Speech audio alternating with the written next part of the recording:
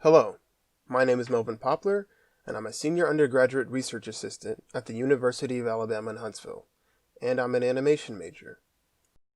Today, I'll be talking about creatively communicating concepts in satellite-based synthetic aperture radar for forest monitoring applications. My advisor is Leah Kucera. The goal of this project was to create a series of animations that explain the core concepts of SAR technology. Now, what is SAR? SAR stands for Synthetic Aperture Radar, and it's an imaging technology that allows for mapping up-to-date visualizations of Earth's surface, regardless of atmospheric or weather interference. Using satellites with SAR sensors, scientists are able to collect unique information on forest stand height, biomass, and moisture conditions. This set of videos all focus on SAR technology, but each video focuses on a specific aspect. The first one being forest structure, the second one being biomass estimation, and the third being interferometry. For the project direction, we chose a cartoonish approach because we wanted the videos to be charming and have a little personality injected into them. They're primarily educational videos, but they were always intended to have a few jokes inserted here and there. The production process for this project was relatively straightforward, but a lot of effort was put into each phase. For instance, although Leah had largely written most of the scripts before I was even brought onto the project, we still had to make revisions based on expert feedback, because we wanted to make sure all the information featured was accurate. And of course, as any animator will tell you, animation is always going to take some time. So, each video script follows a similar formula for the most part. The scientist is usually a bit of a main character in the sense that she's usually the catalyst for needing to use SAR technology. In all of our animations, SAR is largely represented by those superheroes you see on the right. The idea is that they're the primary wavelengths that SAR satellites use to scan the Earth's surface, and they're referred to as X, C, and L band respectively. Each of the bands is ideal for measuring the Earth's surface in different scenarios, and the animations go into the specifics of that. For aspects a little more complicated than that, like polarization, temporal decorrelation, or SAR, the narrator usually goes a little more in depth and will create animated graphics to complement that information. As for the character designs, we knew from the beginning that we wanted something simple, so we wouldn't run out of time trying to animate them, since we already knew that was going to take a while. But we still wanted things to be colorful, so we basically tried to assign a single color to each character. We also made a choice early on to have a visual style shift for when the superhero bands were in space versus when they were doing things on Earth. Storyboarding is kind of like sketching a drawing before outlining it, except instead of one sketch, it's multiple sketches, and instead of a single outline, you're animating what's supposed to come next. This is commonplace in the animation industry, and there was really no difference here. This allows us to figure out the framing and timing of important scenes without having to get too far deep into the animation just to scrap what we did and restart since something wasn't working. After all the groundwork is set up, it just comes down to animating. For the specific style we chose, I mainly stuck with keyframes and tweening.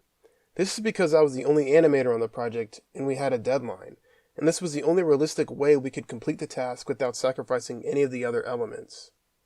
This is also why syncing the animation up with the audio from the voice acting wasn't as difficult as it otherwise could have been. In addition to the animations, I also created an explanatory poster. This also outlines the basics of SAR and goes a little more in depth as to what the specifics of each wavelength or band is used for when scanning the Earth's surface. It outlines some of what was covered in the animations, as well as what was covered in the SAR handbook.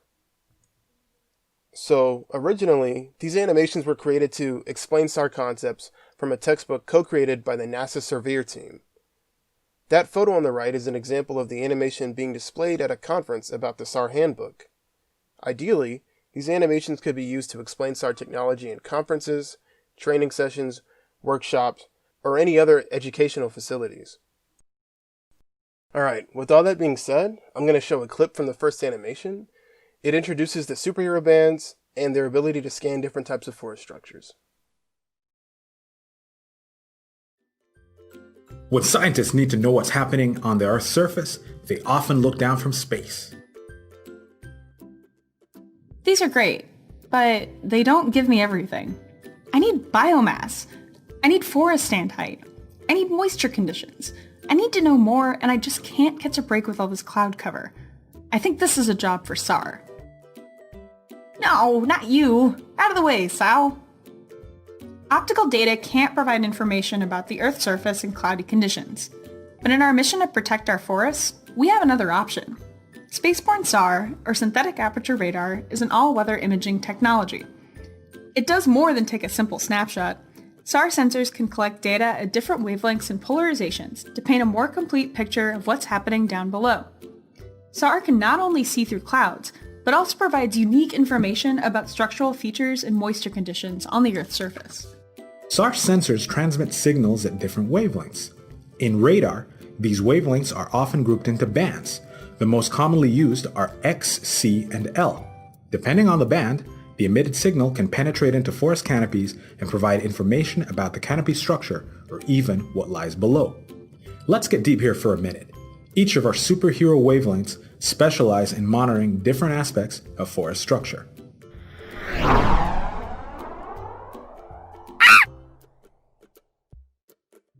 I'm X-band. I monitor the top of the forest. Some may call me shallow, but I keep watch over the canopy to spot new holes indicating deforestation has occurred.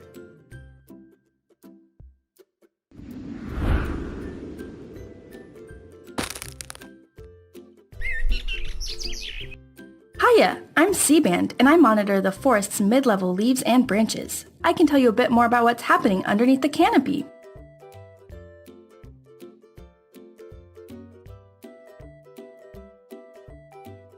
Oh, hello there. I'm L-band. I can tell you what's happening at different levels of the forest stand and can get deeper into the forest, including trunks.